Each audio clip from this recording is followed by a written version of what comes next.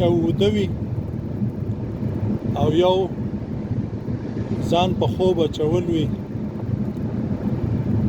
اوده بیدارول ډېر اسان کار دی.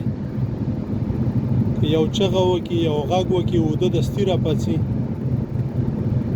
او چا چې په زور ځان اوده کړی وي، په زور یې ځان په خوب اچولی، هغه که چغې ورته وایي، که دروازې ډبوي، که ډزې وکړي، او که ژړاګانې وکړي، او که فریادونه وکړي، لکه ګل خانان، هغوی نه راپاڅي.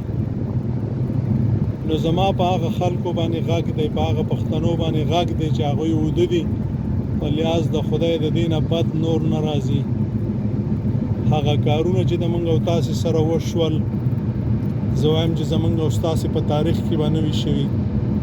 هغه ظلمونه، هغه جبر، هغه سپکاوی چې موږ او تاسې د ویلو نه عاجز یو، زه خو شرمېږم ویلی نه شم.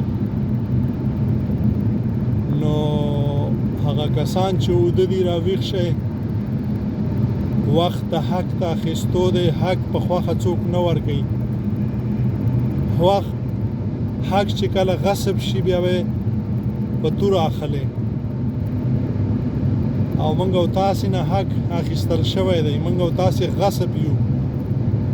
موږ او تاسې باندې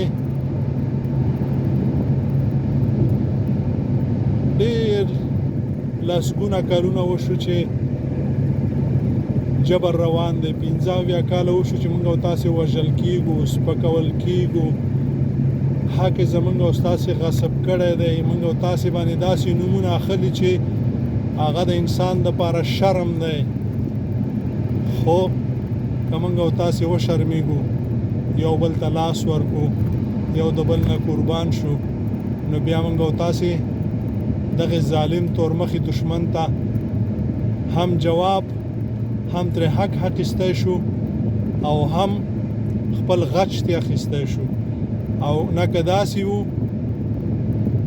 زه په ټولو باندې علماء کرامو، مفتیانو، طالبانو، تبلیغیانو، شیخانو، پیرانو، موریدانو، تجارانو، جنرالانو، اټیوالو، اوزګارخیلو او ډمانو، ټولو باندې غږ کوم چې ټول به دا د زارو غړپ کوو، یو بل ته به لاس ورکوو، یو بل سره به مینه کوو، او حق به منو چې د یو بل په موږ او تاسې باندې حق دی.